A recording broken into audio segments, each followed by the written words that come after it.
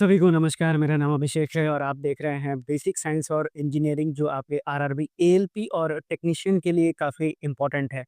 आइए आज की क्लास की शुरुआत करते हैं। अगर आप पीछे की क्लासेस को देखते हुए नहीं आ रहे हैं तो सबसे पहले उन क्लासेस को देखना चालू कीजिए ताकि आपकी एक अच्छी समझ विकसित होगी, तभी आप एग्ज़ाम को पास कर पाएँगे। चलिए आज की शुरुआत करते हैं। तो पिछली बार मैंने आपको डिग्री ऑफ फ्रीडम पढ़ाया था, तो वहाँ पर मैंने आपको 2 तरह के मोशन का ज़िक्र किया था, एक ट्रांसलेशनल मोशन और दूसरे मैंने बात की थी रोटेशनल मोशन। देखिए, होने को तो वाइब्रेशनल मोशन भी होता है, आपके दिमाग में आ सकता है, लेकिन आपको वाइब्रेशनल मोशन पढ़ना नहीं है। उसका कारण ये है कि वाइब्रेशनल मोशन हम तभी पढ़ते हैं, यानी जब गैस का मॉलिक्यूल वाइब्रेट तभी करते हैं जब टेम्परेचर बहुत ही ज़्यादा हो, यानी कि 5000 केल्विन के आसपास। इसलिए हम उसको कंसीडर नहीं करते हैं। फिर भी मैं लिख देता हूँ आपको कि अब मुझसे छूट गया था, मैं सोचा कि ये ज़रूरी नहीं है बताना। तो वाइब्रेशनल, अगर आपको वाइब्रेशनल मोशन से संबंधित अगर आपको लॉज़ गैस में अगर पूछा जाए, तो आप क्या लिखेंगे? तो आपको अगर डिग्री ऑफ मोशन निकालना है, तो आपको याद रखना है सिर्फ़ इतना सा बात कि जो वाइब्रेशनल मोशन है, वो तभी एक्साइट होता है, get excited only at very high temperature, यानी कि जब हमारा टेम्परेचर बहुत ही ज़्यादा होता है। और वो टेम्परेचर कितना होना चाहिए? तो मैंने आपको अभी समझाया कि अबव अबव 5000 केल्विन होना चाहिए। बस ये बात याद रखिएगा, इसलिए आपको ये पढ़ने की ज़रूरत नहीं है। तो याद रखिएगा बस इतनी सी बात इससे संबंधित। अब आइए आगे देखते हैं। तो अगला जो हमारा टॉपिक होगा, तो अगला टॉपिक है मेरा law of equi participation, law of equi partition of energy से संबंधित है। अब ये law of equi partition of energy, अब ये होता क्या है? तो अगर हम किसी भी डायनेमिकल सिस्टम की बात करें, डायनेमिकल सिस्टम कहने का मतलब है कि कोई भी गैस अगर मोशन में है और वो थर्मल इक्विलिब्रियम में है, तब होगा क्या आपको कि जो आपका एनर्जी है, जो सिस्टम का एनर्जी है, वो इक्वली डिस्ट्रीब्यूट होगा among the various degree of freedom, और जो एनर्जी एसोसिएटेड होगा उससे, वो होगा हाफ केटी के बराबर, जहाँ पर कि के क्या है? बोल्ट्जमैन कांस्टेंट है। तो इतनी बात याद रखिएगा, मैंने क्या बोला कि फॉर अ डायनेमिकल सिस्टम, यानी कि मैंने अभी आपको समझा दिया, अब मैं केवल लिख देता हूँ। डायनेमिकल सिस्टम कहाँ पर? तो थर्मल इक्विलिब्रियम में अगर होता है तब की बात की जा रही है। ये सभी पॉइंट है जो आप याद रखेंगे तो आपके लिए इम्पोर्टेंट रहेगा। थर्मल इक्विलिब्रियम में है, तो जो एनर्जी होगा सिस्टम का, जो एनर्जी सिस्टम क्या हो जाएगा? इज इक्वली डिस्ट्रीब्यूट होता है, इक्वली डिस्ट्रीब्यूटेड होता है, equally distributed amongst the various degree of freedom. Various degree of freedom को मैं डीओएफ लिख देता हूँ, आप इसको पूरा लिख लीजिएगा। और जो एनर्जी इसके साथ एसोसिएटेड होता है, and the energy associated with each degree of freedom, वो किसके बराबर होता है? ये होता है हाफ केटी के बराबर, जहाँ पर कि के को क्या बोलते हैं हम? Boltzmann constant. और बोल्ट्जमैन कांस्टेंट की वैल्यू मैंने कई बार बता रखी है, अब आपको उसको याद कर लेना है।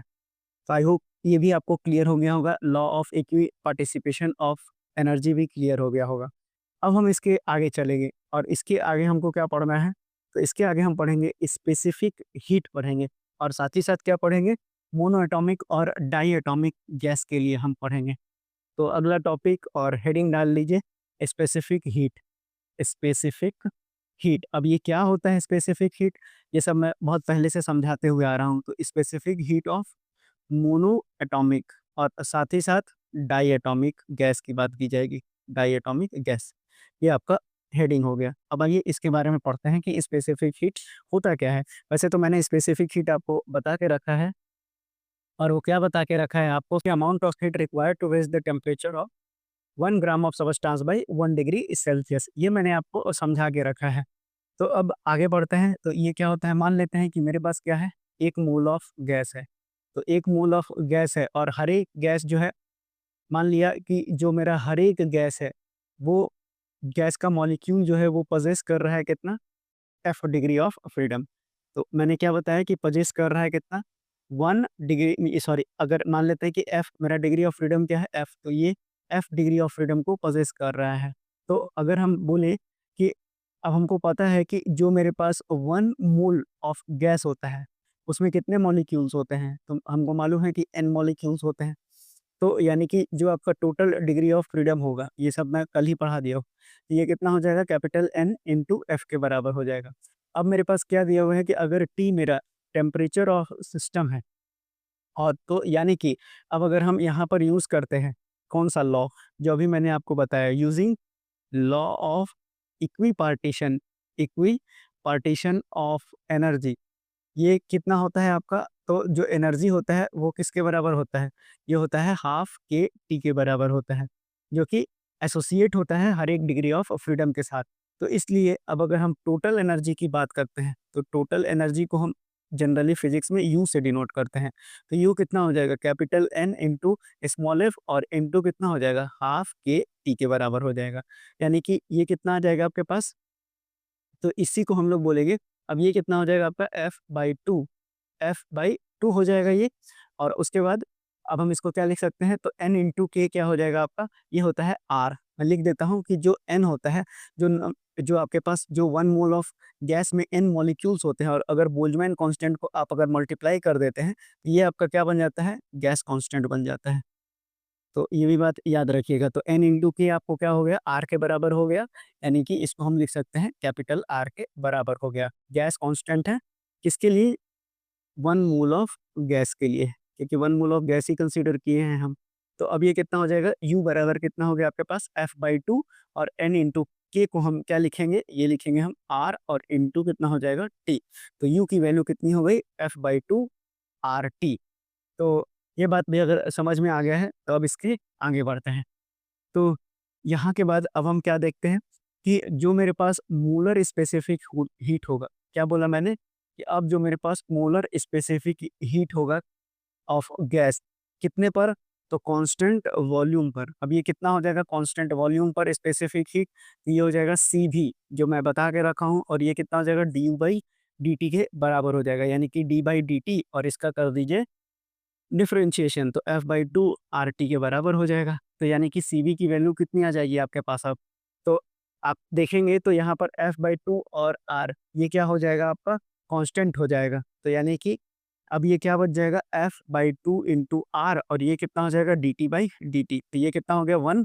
तो यानी कि CV की वैल्यू कितनी आ गई, F/2 इंटू R हो जाएगा। बस ये काम हो गया। तो CV की जो वैल्यू आती है, जो CV की वैल्यू अब आपको याद रखना है, constant specific heat at constant volume की बात की जा रही है। तो यानी कि ये कितना हो रहा है F/2, और इनटू कितना हो गया R। तो इसको डब्बे में बंद कीजिए, आपको बस इतना ही याद रखना है, आगे कुछ नहीं जानना है आपको। तो अब अगर हम इसको इक्वेशन नंबर क्या मानते हैं, 1 मान लेते हैं, और हम क्या बताएं कि ये जो है ये मेरा क्या है, ये मेरा हो गया आपके पास मोलर स्पेसिफिक हीट, और किस पर, तो एट कांस्टेंट वॉल्यूम पर है ये। अब आगे बढ़ते हैं इसके। तो अब अगर हम देखें कि अगर मेरे पास कोई आइडियल गैस है, तो मैं क्या बोल रहा हूँ कि फॉर एन आइडियल गैस, हमको क्या पता है कि जो Cp माइनस Cv होता है वो किसके बराबर होता है, R के बराबर होता है। ये मैंने आपको बहुत पहले पढ़ाया है मेयर्स इक्वेशन। तो अब Cp माइनस Cv जो होता है वो R के बराबर होता है। तो यानी कि Cp को मैं क्या लिख सकता हूँ, ये हो जाएगा R और प्लस Cv हो जाएगा। अब R की वैल्यू, अब R की वैल्यू यहाँ से अगर मुझे लिखना होगा तो मैं क्या लिख सकता हूँ?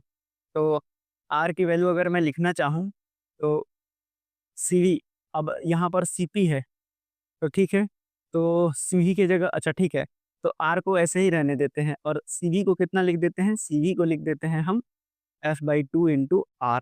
तो यानी कि अब R कॉमन हो जाएगा, तो 1 प्लस F/2 आ गया। तो Cp की वैल्यू कितनी आ गई आपके पास, 1 प्लस F/2 के बराबर आ गया। तो ठीक है, तो अब हमको मालूम है कि जो हमारे पास गामा होता है, ठीक है? अब गामा कितना होता है, Cp/Cv होता है, Cp/Cv के बराबर होता है, ठीक है? अब Cp/Cv हम, ये दिख रहा है क्या? हाँ, ये विज़िबल है, कोई दिक्कत नहीं है। तो Cp कितना दिया हुआ है आपके पास? तो Cp अभी-अभी आप कितना लेकर आए हैं? तो 1 प्लस F/2 इंटू R, और जो Cv है वो आपके पास कितना दिया हुआ है? F/2 और इंटू R। तो देखिए R से R कितना हो जाएगा? कट जाएगा।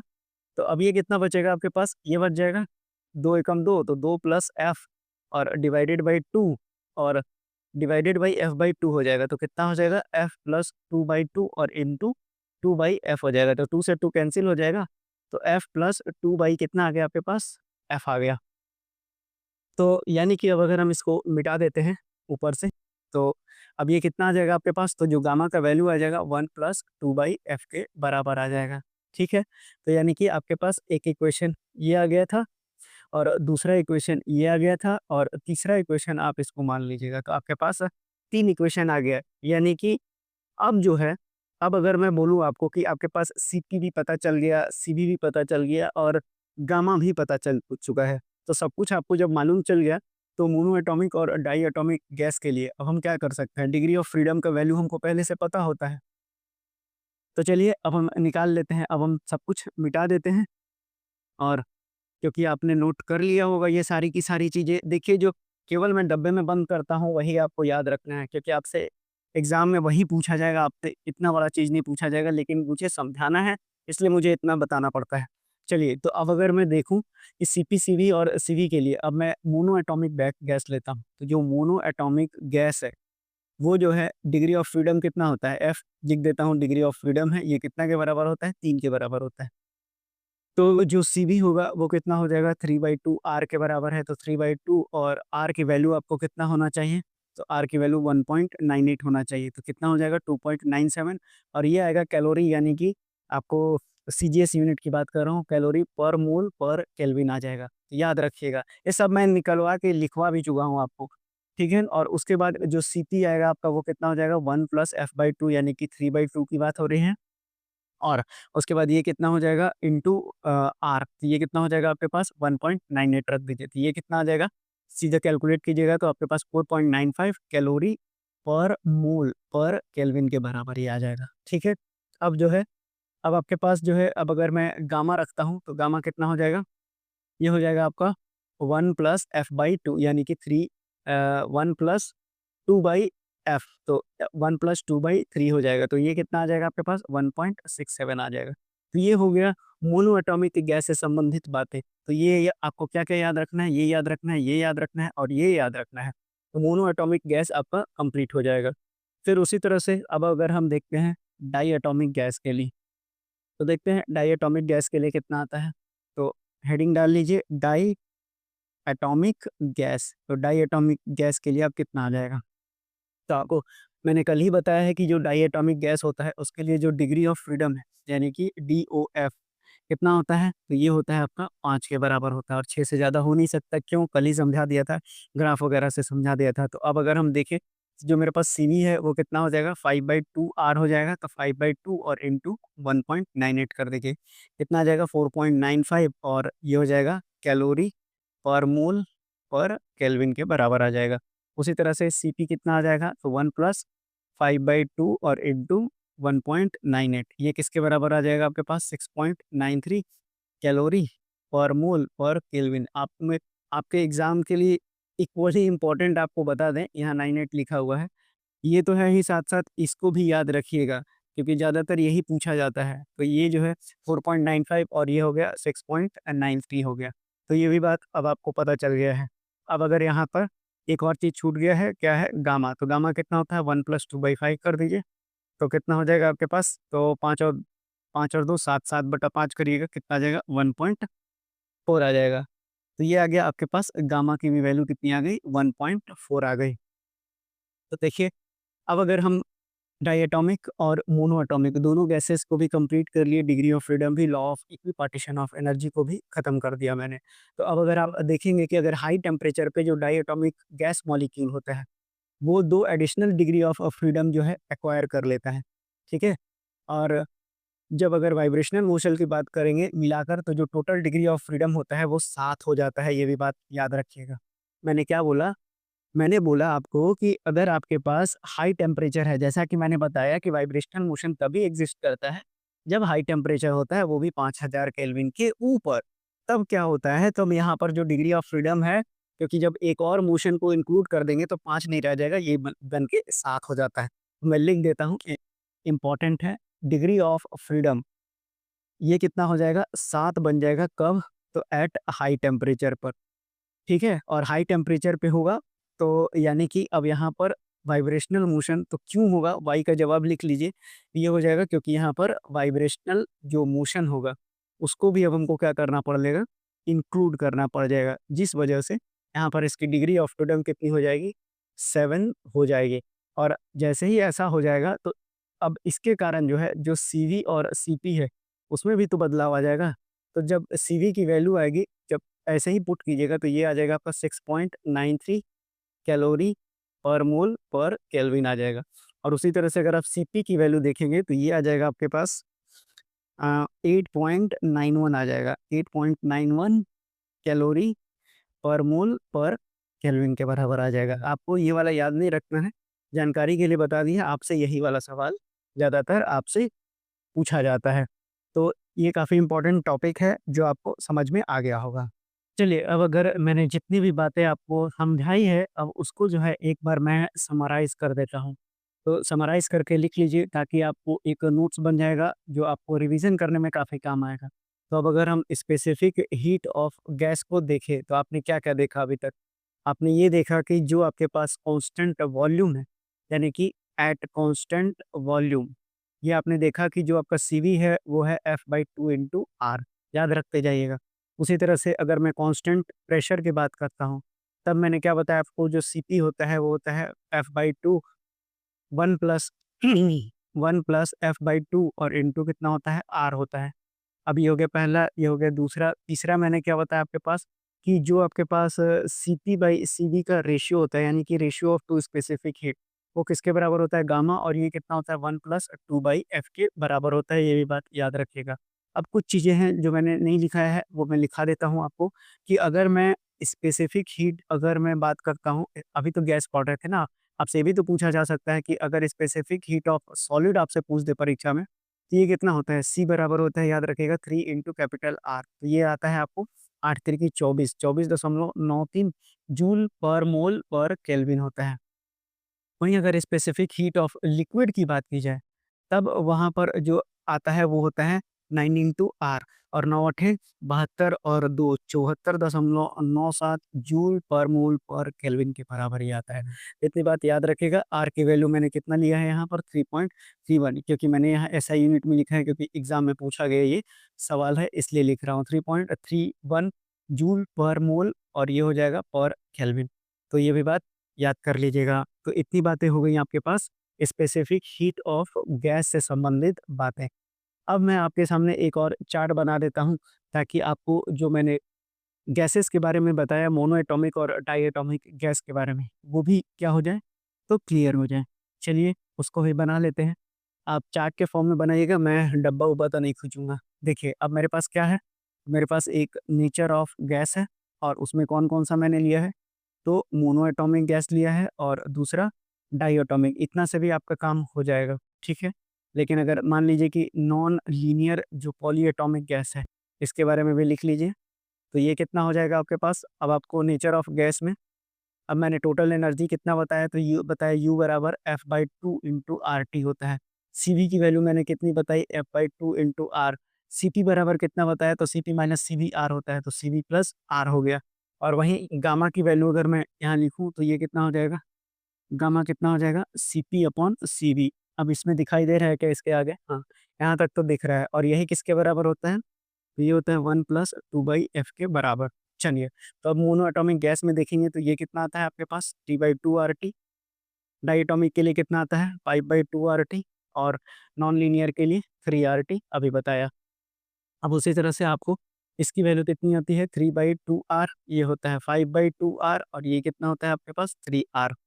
3 R है।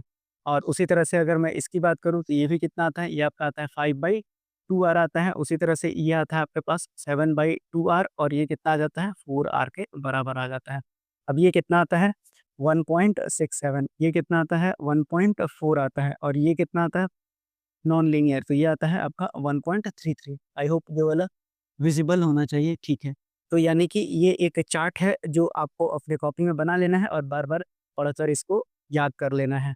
तो यहाँ तक अब आपको क्लियर हो जाना चाहिए, काफ़ी सारी टॉपिक्स क्लियर हो गई होंगी आपकी। अब आइए बढ़ते हैं आगे। अब आगे क्या पढ़ना है? तो आगे हम अगला टॉपिक जो हमारा रहेगा वो रहेगा मीन फ्री पाथ। ठीक है? ये सब एग्ज़ाम के लिए इम्पोर्टेंट नहीं, लेकिन सिलेबस में है तो पढ़ना ही पड़ेगा। मीन फ्री पाथ क्या होता है? तो मीन फ्री पाथ का मतलब होता है कि जो एवरेज डिस्टेंस ट्रेवल किया जाता है गैस मॉलिक्यूल्स के द्वारा। ध्यान से समझिएगा, मैंने क्या बोला कि जो एवरेज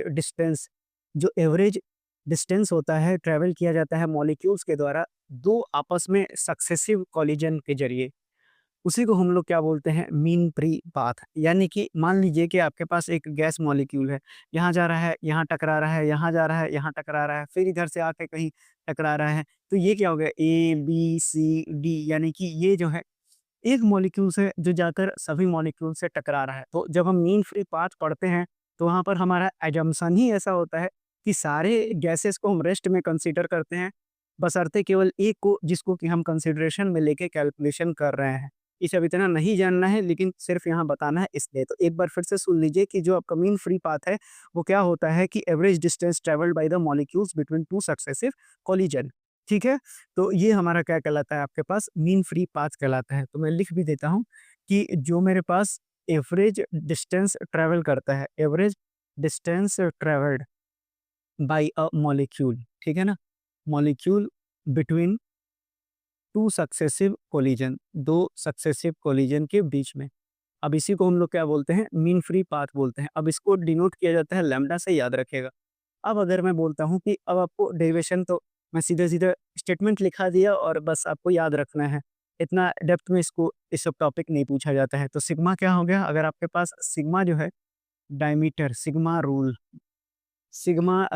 ठीक है? तो सिग्मा रूल, सिग्मा बॉयज़, ठीक है? तो डायमीटर क्या हो गया, तो डायमीटर ऑफ द मॉलिक्यूल्स है ये। अगर सिग्मा मेरे पास क्या है, डायमीटर ऑफ द मॉलिक्यूल्स है, पी मेरा क्या है, तो पी मेरा प्रेशर ऑफ गैस है। और उसी तरह से और क्या बचा आपके पास, तो टी, तो टी मेरा क्या है, टेम्परेचर है गैस का। और उसके बाद आपके पास एक आ जाएँगे बोल्ट्ज़मैन साहब, तो ये आ गया बोल्ट्ज़मैन कांस्टेंट की बात की जा रही है, और एक लैम्ब्डा हो गया जो आपका मीन फ्री पाथ है।